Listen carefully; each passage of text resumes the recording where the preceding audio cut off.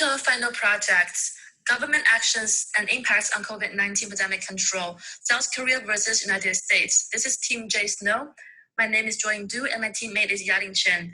This project is supervised by Professor Stuart Sutton. COVID-19 is a virus causes respiratory illness that has been spreaded all over the world since December 2019. This is an analysis of how different government responses are affecting the number of cases confirmed, deaths, and recoveries. This project compares data in South Korea and the United States to illustrate what works in containing the spread.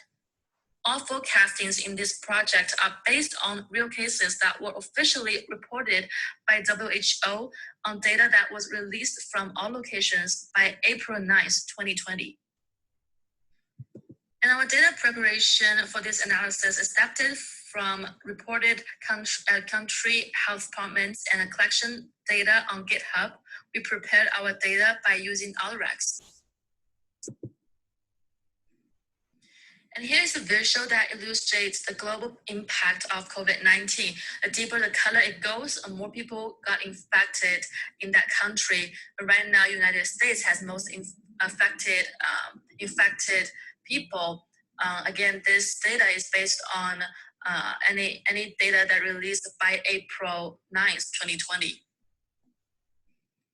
Now let's find out why United States can possibly have so many confirmed cases. Let's first look at the statistics in South Korea. The blue curve here represents confirmed case, and orange curve represents deaths, and the red one represents the recovered case. The curve of confirmed cases has been flattening since middle of the March, while the increasing rate of the recovered cases has been rising, which is a good thing. And the death rates keep stable since Korea takes actions against the virus. Now let's look at the United States. The confirmed cases has almost doubled every week since middle of the March, while both number of recovered and death cases are slightly increasing. When we compare the actions between two governments, we found out that South Korea did a little bit more and more strict than the United States government. For example, South Korea has more people get tested per day and more people get tested per million comparing with United States. Also, South Korea government asks people to wear masks from the beginning, and the United States government tell people there's no need to wear masks until recently. But there is also other facts that are making United States the leading country have most confirmed cases. One reason could be that it has large population, much larger than South Korea at the bubble we can see here. And now let's look at the forecast comparison between South Korea and the United States. As we can see, South Korea's confirmed cases has been pretty stable by April 18th.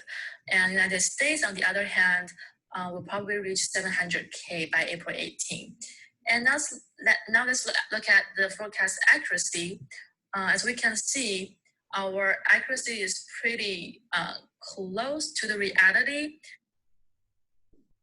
In fact, the actual result tells us that US reached 730K by April 18th, 2020.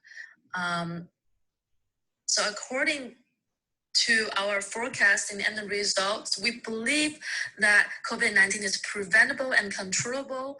Massive masks and tests are the keys to our success of suppressing the COVID-19 globally. And here's our recommendations. Countries severely affected by epidemics can learn from countries that have effective contained the spread and take actions quickly.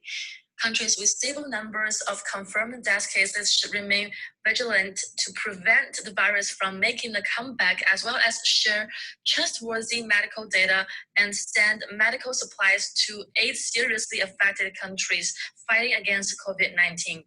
Due to different cultures and conditions, the same measures will possibly have different effects in different countries. Therefore, we need to keep in mind that we deal with epidemics according to national conditions. Thank you for your time.